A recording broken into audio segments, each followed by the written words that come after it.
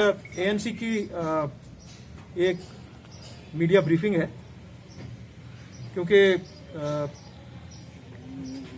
कुछ दिनों से दो तीन ऐसे फैसलाजात जम्मू कश्मीर पे किए गए हैं जिसका जिक्र करना निहायत ही इम्पॉर्टेंट बन गया है। नंबर एक, दरबार मूव को बंद कर दिया गया है और बहुत से लोग यह तासुर दे रहे हैं कि यह बहुत ही अच्छा डिसीजन है। दरबार मूव को बंद करना कोई सही डिसीजन नहीं है, क्योंकि इससे आपने जो जम्मू और कश्मीर के लोगों की आपस में जो एक कल्चरल बॉन्डिंग थी, उस कल्चरल बॉन्डिंग को आपने जो हजारों साल से चली आ रही थी उसको आपने बंद कर दिया। जम्मू और कश्मीर की इकोनॉमी आपस में इंटरडिपेंडेंट है। कश्मीर को तो आपने मार मार के उसका हुलिया बिगाड़ने की कोशिश की है, तब भी वो नहीं बिगड़ सकता है। मगर आज आपने ये डिसीजन करके जम्मू की इकोनॉमी को क्रश कर दिया। यहां का बंदा वहां जाता था 6 महीने के लिए, वहां अपने डोगरा भाइयों के घर पे रहता था, वहां से वो यहां आते थे 6 महीने के लिए। सो एक कल्चरल बॉन्ड था हमारा जो हजारों साल पुराना था,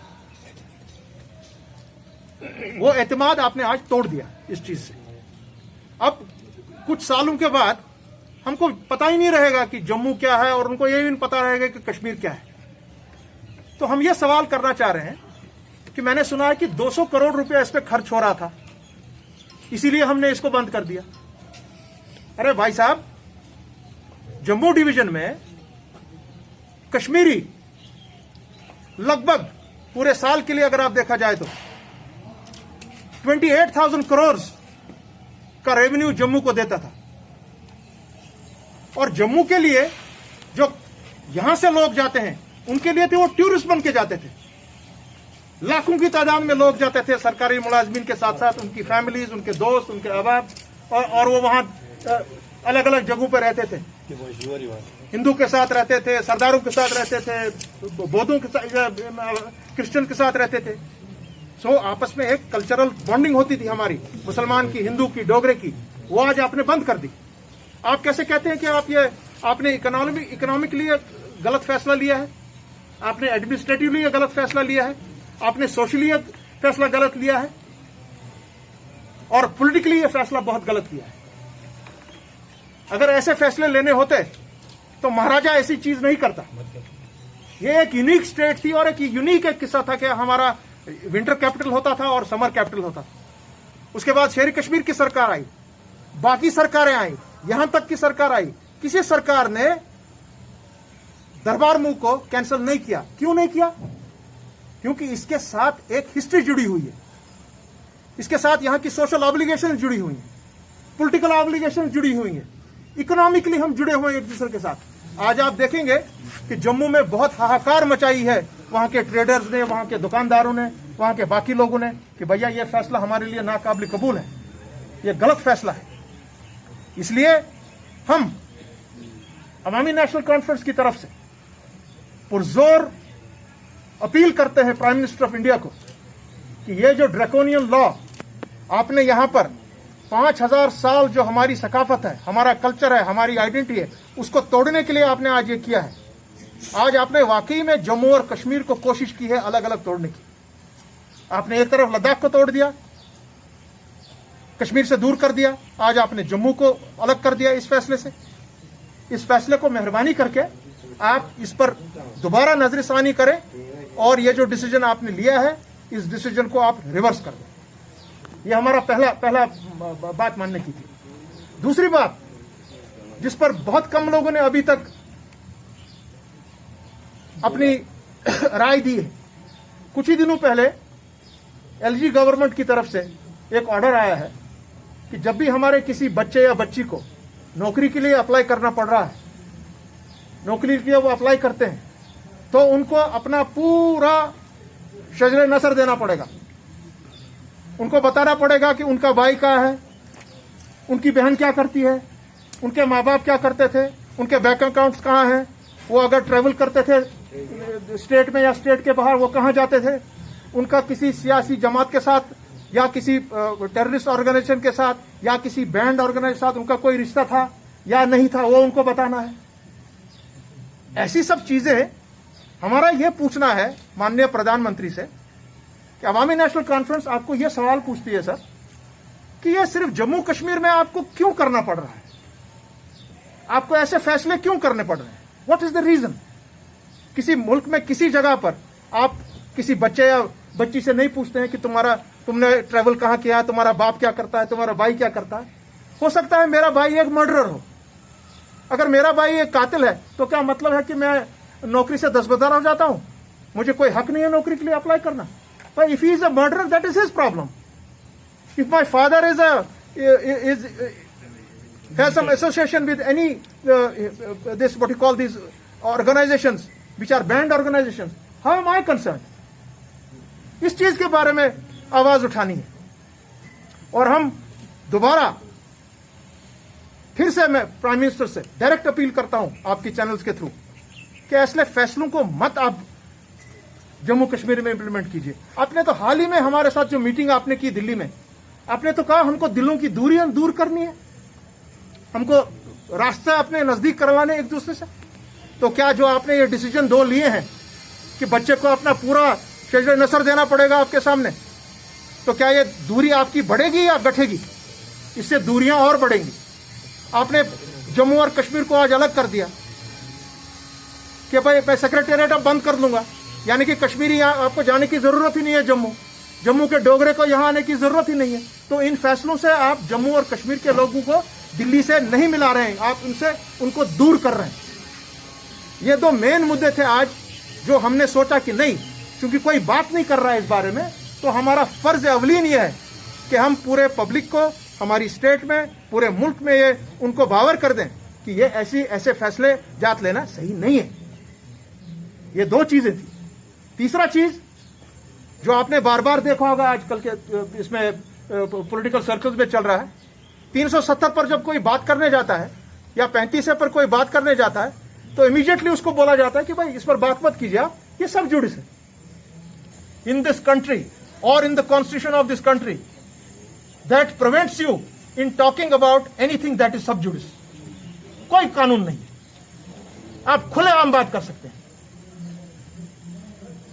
अगर ऐसी बात होती, कल ही आप देखेंगे कि हमारी जो करगिल की ये एसोसिएशन थी और लद्दाख बुद्धिस्ट एसोसिएशन थी, उन्होंने खुलेआम कल होम मिनिस्ट्री में गवर्नमेंट ऑफ इंडिया की जो उनकी दावत थी कल, उन्होंने खुलेआम कल कह दिया कि 35 और 370 के बगैर कोई चारा ही नहीं है जम्मू कश्मीर और लद्दाख को। तो उनने कौन सा जुर्म किया? कोई कंटेम्प्ट नहीं उन्होंने किया, इसमें कोई कंटेम्प्ट नहीं है।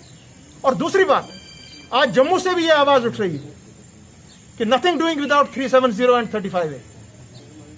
सो ये बहुत ही तोल पकड़ रहा है मामला, जो PhD इसको स्पेयरहेड कर रही है, जिसका मैंडेट है उनके पास कि 370 और 35A के बगैर there can be nothing that can set Jammu and Kashmir right. So हमारा यही आपके चैनल्स के थ्रू बात करने का यही इन 3 मुद्दों पर। और उसके अलावा चौथी बात, डिलिमिटेशन की बहुत बड़ी टीम आ रही है, ठीक है, आइए जरूर, मगर हमने आपको बहुत बार कहा है कि आपने जो फैसला 5 अगस्त को लिया, जिस पर हम सब ने दरखास्तें डाली हैं सुप्रीम कोर्ट ऑफ इंडिया के सामने में, आप जो भी फैसले यहां ले रहे हैं तो those are unconstitutional. We are sorry, those are unconstitutional. पूरे मुल्क में डिलिमिटेशन पे फ्रीज लगी हुई है 2026 तक। सो मैं यही सवाल आज ANC की तरफ से अपने भारत सरकार से पूछ रहा हूं, प्राइम मिनिस्टर से पूछ रहा हूं कि why only in Kashmir is delimitation exercise to be done in the absence of a legislative assembly? Why only in Jammu and Kashmir are you conducting a delimitation exercise when in the rest of the country it has to be done, it is frozen till 2026? Why only in Kashmir? Why only in Kashmir? You are, हमको बताया जाता है कि आप 370 और 35A पे बात नहीं कर सकते हैं क्योंकि वो शब्द जुडिस है। मुझे कोई कानून नहीं रोकता है इस बारे में बात करने से। मैं बात कर सकता हूं 370 और 35A पर जब मुझे मर्जी हो। जो भी लोग आज देखिए, आप जम्मू से भी आवाज उठ रही है 370 और 35A के लिए, और करगिल और लद्दाख ने तो कल आपको दिखा दिया। दिल्ली में जाके उनने कहा गवर्नमेंट ऑफ इंडिया को कि नहीं, 35 और 370 के बगैर मामला नहीं जमेगा कश्मीर का। कोई गुनाह नहीं हम कर रहे हैं। यहां के कुछ हमारे ही बदकिस्मती से, हमारे ही भाई बंधु, हमारी ही कुछ पॉलिटिकल पार्टियां ये कमजोर कर रही हैं 370 और 35A को, और आवाम उनको देख रही है। दे आर वॉचिंग यू, क्या आप क्या कर रहे हैं, किस तरह आप हमारी सकाफत के साथ, किस तरह हमारी क्या कहते हैं उसको, हमारे तशक्कुस के साथ, हमारी हिस्ट्री के साथ आप खेलना चाह रहे हैं। यह आज देखा जा रहा है। मैं उनको आपकी चैनल्स के थ्रू ये कह रहा हूं कि the people are watching you, और आपको बहुत करारा जवाब दिया जाएगा इस बात पर। आप अभी भी संभल जाइए, अभी भी संभल जाइए और खड़े हो जाइए हम सब के साथ 370 और 35A की प्रोटेक्शन के लिए। एक और बात मैं कहूं इसके सब जुडिस के मैटर के बारे में। जब 370 और 35A पे हमने पहली 8 या 9 एप्लीकेशंस डाली थी सुप्रीम कोर्ट में, और उसकी सुनवाई हुई एक बार, उसके बाद सुप्रीम कोर्ट ने उसको ठंडे बस्ते में डाल दिया, यानी मैटर सब जुडिस हो गया। तो मुझे बताएं बड़ा खुदारा, जो आपने 5 अगस्त 2019 को फैसला लिया, क्या उस वक्त 370 और 35A सब जुडिस नहीं था? बराबर सब जुडिस था। आपने कैसे लिया? So why only in Kashmir? आप मेरे ये नौजवानों के साथ जो उनको फॉर्म भरना पड़ रहा है और अपने पूरा उनको हिस्ट्री ज्योग्राफी अपने पूरे खानदान की देनी पड़ रही है, why only in Jammu and Kashmir?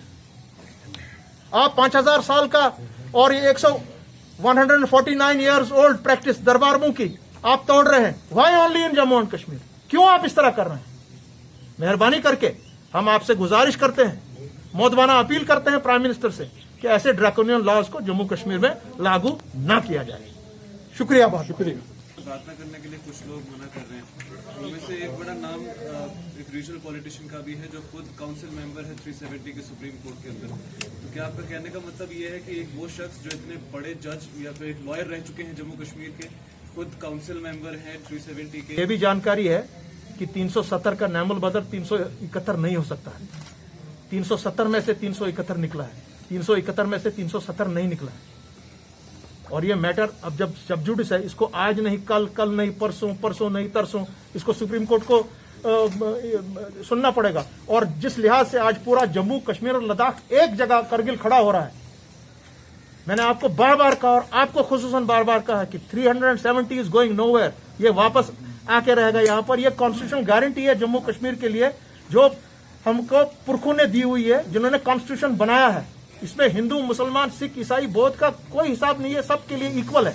35A सबके लिए इक्वल है। आज इसीलिए लद्दाख और करगिल यही मांग रहे हैं, जम्मू आज यही मांग रहा है कि नहीं, मुझे 370 और 35A वापस दे दीजिए। लेकिन उनकी डिमांड इसमें ये है वो एक आदमी की डिमांड है, और रखे अपनी डिमांड, ये डेमोक्रेसी है। सवाल मेरा ये 370 साल के भी बाद आ सकता है, 370 1 साल के बाद भी वापस आ सकता है। हमारा काम है उसको 1 साल में ही वापस लाना, अल्लाह करे।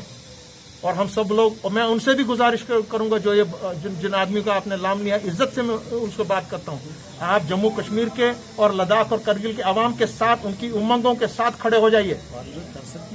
ये अगर अब सुप्रीम कोर्ट नहीं करता है, पार्लियामेंट कर सकती है। उनको सुप्रीम कोर्ट को पूछने की जरूरत ही नहीं है। आपको क्या पता है जो 2022 में कौन सी पार्लियामेंट आएगी वो क्या करेगी? उसके लिए हमको अपना केस तैयार करना है। हम लीगली बात कर रहे हैं, कॉन्स्टिट्यूशन के फ्रेमवर्क के तहत बात कर रहे हैं। कॉन्स्टिट्यूशन के फ्रेमवर्क के तहत के बाहर हम बात नहीं कर रहे हैं, ना एंटी इंडियन बात कर रहे हैं, ना एंटी नेशनल बात कर रहे हैं। आज जब जम्मू और लद्दाख मांग रहा है आपसे कि मुझे 370 दे दो, तो मुझे क्या हो गया? हमारे इन आदमियों को क्या हुआ है? वो क्यों ऐसी बातें कर रहे हैं? ये मैं बात कर रहा हूं। Thank you very much.